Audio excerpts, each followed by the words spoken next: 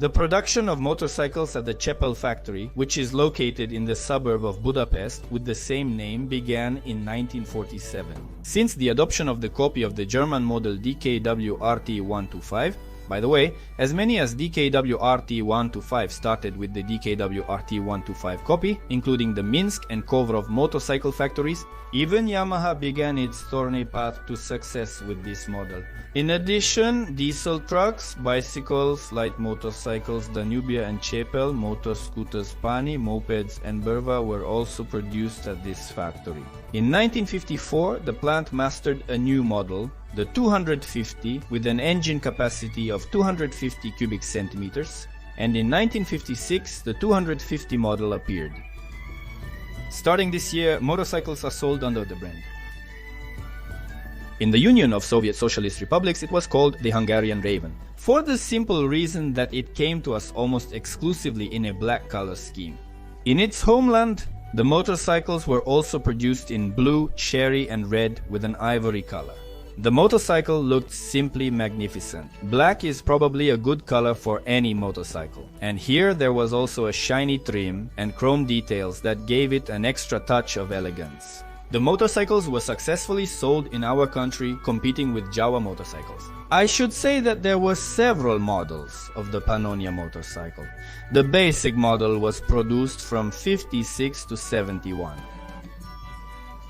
It was distinguished by its ignition system and used a 60-watt generator. It differed by having separate seats, a boosted engine and luxury modification. The most common model was the motorcycle turned out to be simple and unpretentious in operation. The cast iron cylinder was attached to the crankcase with 4 studs, 2 exhaust pipes, traditional 2-channel loop scavenging. There was no gasket between the head and the cylinder. The carburetor was also not complicated in design. Air purification was carried out using a mesh oil filter. The front fork was telescopic but without hydraulic shock absorbers. The ignition was based on a magneto, which was already outdated at that time. The magneto had 4 coils, one for ignition, 2 for lighting devices, and another one for charging the battery. The separation of the lighting and ignition circuits allowed you, in case of a problem not related to ignition, to make it home. But at the same time, the headlight was clearly weak at low engine speeds. Among the progressive technical solutions for that time, one can note the hermetically sealed rear transmission chain, the duplex frame, and the swing-arm rear suspension.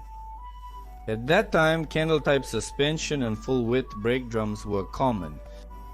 We should not forget about the various small details which the designers treated very seriously. Thus, the motorcycle was equipped with both a side stand and a central stand.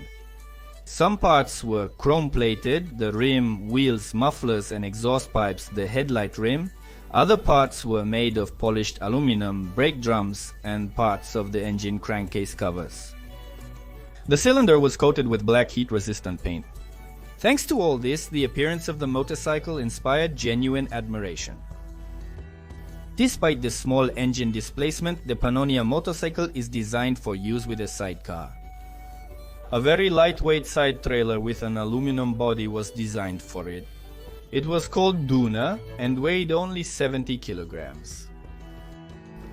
Initially, in 1956 to 1957, the engine power did not exceed 10 horsepower with a compression ratio of 6.5.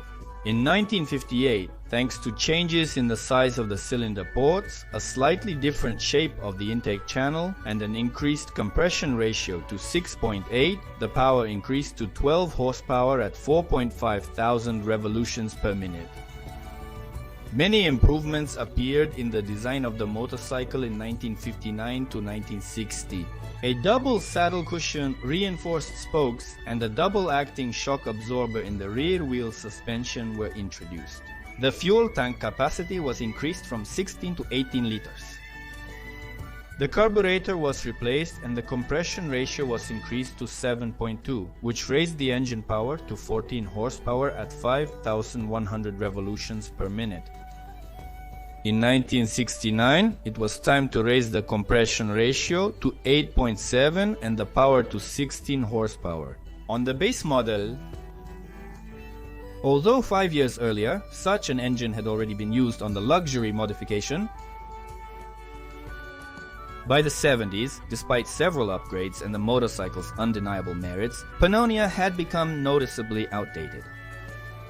The factory did not want to focus, like Jawa, only on the Soviet market, which accounted for the main share of its production. Therefore, the company acquired a license for the model, YDS-2, and began producing it as the 20, which turned out to be more expensive than previous models. Also, Chepel designers developed a new motorcycle based on the 20 model, which they designated as the 350. They installed a boosted engine from the 20 model with an increased displacement to 324 cubic centimeters. The model did not go into production. The foreign trade organizations of our country, which had been importing Pannonia for more than a decade, could not reach a common ground on price with the Hungarian motorcycle exporter. Chepel was late entering the Western markets, and the production of the P20 model, which began in 1971, had to be discontinued in 1974. The attempt to create a compromise model, combining a new chassis with the old single-cylinder engine, did not yield the desired results. And in 1975, Chepel, having stopped producing motorcycles, switched to manufacturing bicycles, for which demand was then growing. As for the motorcycle scene in our country, Pannonia machines left a noticeable mark, successfully competing with Jawa and MZ.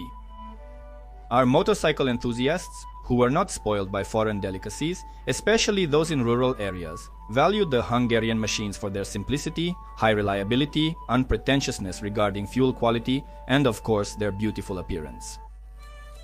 In total, from 1954 to 1975, the Chepel plant produced more than 600,000 motorcycles. Of these, from 1956 to 1975, 286,959 units were exported to the Soviet Union. That's the story about Pannonia motorcycles. And that's all. See you next time.